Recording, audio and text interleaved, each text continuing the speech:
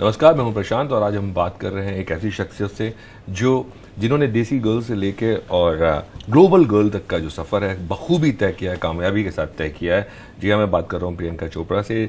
Priyanka Chopra Jonas, जो कि अपनी वेब सीरीज सितारेल को लेके हिंदुस्तान में है और बहुत कई दिनों से ये जो सीरीज़ है चर्चा में है और जल्द ही रिलीज़ होने वाली है। तो पहले तो बहुत बहुत शुक्रिया बात करने के लिए। थैंक यू सो मच प्रशांत। और जब मैं सीरीज़ के कुछ एपिसोड्स देख रहा था तो मुझे लगा ये अलग प्रियंका है। कैसे? किस तरह से? एटीट्यूड, अच्छा, एक्शन, साइकी। सो मेरा सवाल पहला यही है कि जब आप क्वांटिको करती हैं या ये सीरीज करती हैं, साइकोलॉजिकली कौन सी ज़्यादा स्ट्रेसफुल या थका देने वाली कैरेक्टर है, थका देने वाला कैरेक्टर है इन दोनों शोज में? या वेल, मैं क्वांटिको कहूँगी क्योंकि वो टीवी शो था। ये ओटीटी पे है तो ये लिमिटेड सीरीज है, इसके सिर्फ 6 एपिसोड्स हैं। वो टीवी सीरियल की तरह था वहाँ के लिए, एबीसी नेटवर्क के लिए। और 22 एपिसोड थे एक सीज़न में। 11.5 महीने साल के हम काम करते थे, 15, 16, 17 घंटे रोज़। शायद कभी संडे मिल जाता था क्योंकि वीकेंड को प्रमोशन करने जाया करते थे। तो बहुत थकाया था मुझे क्वांटिको ने। 3 साल तक हमने वो शो किया, बहुत मिला मुझे उस शो से, लेकिन उस तरह से काम नहीं होता मुझसे। दूसरी चीज़ मैं पूछना चाहूँगा कि जब आप इस तरह की सीरीज़ करते हैं, सिटाडेल जैसी सीरीज़ करते हैं, और जो कि कैनवस जिसका बहुत बड़ा है, जिस तरह से हम प्रेस कॉन्फ्रेंस में सुन रहे थे कि इतने लैंग्वेजेस, इतने कंट्रीज़ के अलग अलग संस्करण भी बनेंगे। सो एक वज़न कंधों पे महसूस होता है या एक जिम्मेदारी महसूस होती है? सर, एक कलाकार का काम होता है कि आप सेट पर जाएं और एक्शन और कट के बीच में जो लाइनें आपको दी गई हैं उसमें थोड़ा सा फूंक के जिंदगी बनाएं। बाकी सब जो होता है, हम लोगों को बहुत ज़्यादा क्रेडिट दिया जाता है। मैंने बहुत बार बोला है ये कि एक्टर्स को मीडिया सिर्फ नहीं बट दुनिया बहुत ज़्यादा क्रेडिट देती है। हम एटलीस्ट 400 लोगों के शोल्डर्स पे खड़े होके बनते हैं। राइट। हम लिटरली दूसरों की भाषा दूसरों के शब्द बोलते हैं। हम अपनी कहानियां भी नहीं लिखते। अब मैं प्रोड्यूसर बन गई हूँ तो मैं अपने शोज और अपनी फिल्में बनाना शुरू कर लिया है मैंने। लेकिन अगर एक एक्टर के बारे में हम सोचें, हम बहुत सारे लोगों के ऊपर खड़े होके अपने किरदारों को बनाते हैं। तो मैं बिल्कुल क्रेडिट नहीं ले सकती कि मेरे शोल्डर्स बहुत हैवी फील करते हैं, क्योंकि जिस तरह के लोगों के साथ मैं काम कर रही हूँ, ना सिर्फ इस शो में बट बाकी जो मैंने फिल्में वगैरह की हैं, वो बहुत ही बेहद टैलेंटेड लोग हैं। जैसे रूसो ब्रदर्स ने कितनी अच्छी अच्छी बड़ी बड़ी फिल्में की हैं। अमेजॉन स्टूडियोज वर्ल्ड का नंबर 1 स्ट्रीमर है। तो मुझे वो स्ट्रेस कभी होता ही नहीं है। चाहे रिचर्ड के साथ भी मैं अगर काम करूं, स्टैनली टूची, हमारा कास्ट जो है इतना अच्छा है। इंडिया इंस्टॉलमेंट में वरुण और समांथा, इटालियन इंस्टॉलमेंट में मटिल्डा, इतने दिग्गज लोग इस शो में कलेक्टेड हैं कि मुझे मालूम है कि सिर्फ मेरे शोल्डर्स पे ये बात है ही नहीं, तो वो प्रेशर आता ही नहीं कभी। आपके शोल्डर पे एक और बात है जी, कि आप एक तो ग्लोबल आइकन है, ग्लोबल स्टार है, और जब से आप गई हैं बाहर, वहाँ के लोगों का नज़रिया आपको लगता है कितना बदला है टुवर्ड्स इंडियन एक्टर्स? तो किस तरह से आपको लगता है कि इसके बाद और आपके पहुंचने से लेके अब तक क्या बदलाव एक पॉइंट ऑफ व्यू में आया है वहाँ के फिल्म मेकर्स?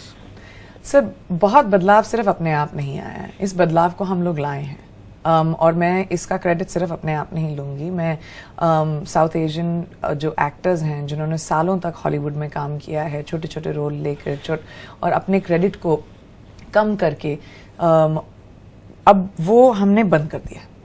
चाहे आप मिंडी केलिंग को ले लें या अजीज अंसारी को ले लें, उनको लीड एक्टर की तरह कोई कास्ट नहीं करते थे। उन्होंने अपने शोज बनाए, उन्होंने अपने खुद के लीड कैरेक्टर्स लिखे और शोज बनाए और उनको सक्सेसफुल किया। हम तंग आ गए हैं सिर्फ एक यूनाइटेड बेनेटन का एड बनने के लिए। हमको नहीं बनना है वो।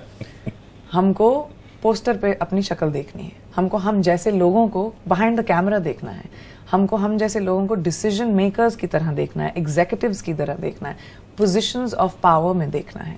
एंड आई थिंक मेरे लिए वो बहुत ज़रूरी था, क्योंकि मैं एक ऐसी इंडस्ट्री से आई थी जहाँ पे मैंने हर फिल्म मेकर के साथ काम किया था, बहुत सारे वैरायटी ऑफ रोल्स में काम किया था। और जब मैं हॉलीवुड गई, सिर्फ 4-5 लोग थे। जब आप एमीज़ में, मैं अपने पहली एमीज़ में गई थी, हम लोग 4-5 सिर्फ इंडियंस दिखाई दिए मुझे। पहले ऑस्कर्स में जब मैं गई थी 2016 में, मतलब साउथ एशियंस को मिला के हम 10 से नीचे थे, सिर्फ इंडियन नहीं। तो मुझे वो बात बहुत अफेक्ट हुई, पर्सनली मुझे बात वो बहुत अफेक्ट हुई। मुझे फिल्मों में बोला गया था कि अगर इंडियन कैरेक्टर को हम कास्ट करें तो हमको बैकग्राउंड एक्सप्लेन करना पड़ेगा, लेकिन आप दूसरे कैरेक्टर्स के लिए तो बैकग्राउंड एक्सप्लेन नहीं करते कि वो किसी देश से आए हैं या कहाँ हैं, तो हमारे लिए क्यों, हमारे लिए ये अलग जजमेंट क्यों? तो आई थिंक मेरे लिए वो बात बहुत ज़रूरी होगी। आपने साउथ एशियन पार्टी के बारे में बात की, that was a big reason for me wanting to do that in Hollywood. मैंने पिछले साल जब किया था तो थोड़ी छोटी थी, होस्ट किया था मेरे एजेंट्स ने UTA में, बट द रीज़न वाज कि हॉलीवुड ने हम लोगों के नंबर्स नहीं देखे हैं जी।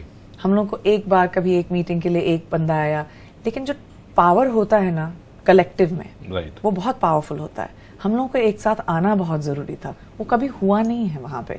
तो जब इस साल हमने किया, मेरी आंखों में आंसू आ जाएंगे इसके बारे में बात करके, लेकिन 400 लोग, जब ऑस्कर्स की आप प्री पार्टी की लिस्ट देखें, हमारी पार्टी का नाम उसमें है और वो सिर्फ साउथ एशियन लोगों के लिए है और उनके एलाइज के लिए है। आप पैरामाउंट स्टूडियोज, जो आइकॉनिक पैरामाउंट स्टूडियोज का गेट है, उसके अंदर जब मैं ये गाड़ी एंटर कर रही थी, ऊपर लिखा था south Asian excellence. I came up with that name और वो देख के आई रिमेम्बर निक और मैं बैठे हुए थे गाड़ी में, उसने मेरा हाथ पकड़ा, उसने बोला तुम्हें ये दिख रहा है? और जब हम एंटर किए, हम लोग जिस तरह के आर्टिस्ट आए थे साउथ एशियन डिसेंट से, जितने सारे लोग एक साथ कलेक्ट हुए थे, हम अपने म्यूजिक बजा रहे हैं हम अपनी भाषा में गाने गा रहे हैं, हम अपने नॉमिनीज को ऑनर कर रहे हैं कि आप जाओ और अवार्ड जीत कर आओ, हम लोग सब आपके पीछे हैं, आपकी कम्युनिटी आपके पीछे है। वो बहुत पावरफुल चीज़ होती है सर, कि आपको अकेलापन नहीं लगता। मुझे बहुत अकेलापन लगा था जब मैं वहाँ गई थी। मैंने अपने जैसे लोगों को ढूंढने की कोशिश की। जैसे आई रिमेम्बर मैं मिंडी के साथ एक फिल्म कर रही हूँ, मैंने उसको फ़ोन किया था और मैंने बोला था हम पिक्चर करें साथ में। कोलैबोरेशन हम लोगों के लिए बहुत ज़रूरी है, एक दूसरे को आगे बढ़ाना बहुत ज़रूरी, ये नहीं कि एक दूसरे को नीचे गिराना। तो आई थिंक वो चेंज काफ़ी आया है, क्योंकि आई थिंक हमारी जनरेशन ने उसको बहुत ज़रूरी और इम्पैक्टफुली आगे बढ़ाने के लिए अपने बारे में ठान ली है कि हम दिखाई देंगे, रिप्रेजेंटेशन ज़रूरी है जी। और वो दिखाई दिया और पूरे देश ने, दुनिया ने सराहा और आपका भी योगदान है उसमें। बहुत बहुत शुक्रिया बात करने के लिए। Thank you.